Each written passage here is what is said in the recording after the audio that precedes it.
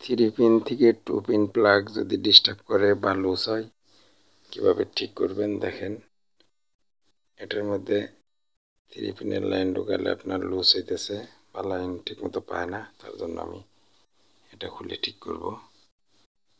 দেখেন এটা আমি খুলবো। আমাদের ভিডিওগুলো দেখার জন্য দিল ইলেকট্রনিক্স চ্যানেলের পাশে থাকুন, বেল বাটন ক্লিক করে রাখুন, তাহলে আপনাদের সামনে চলে যাবে ভিডিওগুলো। আমাদের ভিডিও দেখে অনেক কিছু শিখতে পারবেন। দেখুন কিভাবে আমি কাজ করি, দেখে দেখে শিখুন। চ্যানেল সাবস্ক্রাইব করে বেল বাটন ক্লিক করে রাখুন। আর ভিডিওগুলো পরবর্তীতে ভুলে না যাওয়ার জন্য আবার দেখতে পারবেন, তার জন্য শেয়ার করে রাখুন। দেখেন আমি প্লাগটি খুলে ফেললাম। এটার ভিতরে যে পাতিগুলো আছে, একটা পাতি বাস হয়ে গেছে।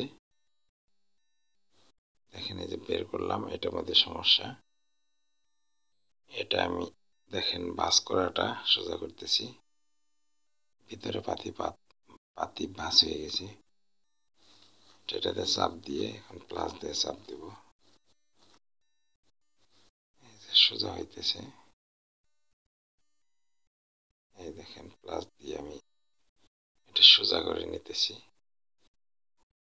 এটা 3 প্লাগগুলো ঢোকানোর সময় চাপ লেগে বাস হয়ে গেছে। খুলে আমি এটা সোজা করে ঠিক করে লাগাবো, তারপরে কিন্তু ঠিক হয়ে যাবে। আমি সোজা করলাম। এখন দেখুন এটা আমি লাগাবো ঠিক আগের জায়গা মতো। এরপর টাইট থাকার জন্য একটু চাপ দিয়ে দিবেন, অথবা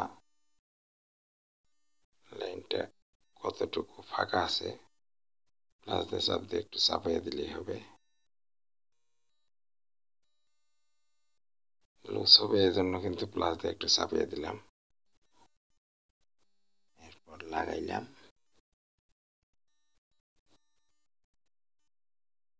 এখানে যেন প্লাগটা চাপ দিলে লাগে সেই মতো বেগিয়ে ঠিকঠাক মতো বসিয়ে দিলাম। দেখেন ঠিকঠাক মতো হয়ে গেছে। এখন আমি কাভারটা লাগাবো। এভাবে কাভার লাগিয়ে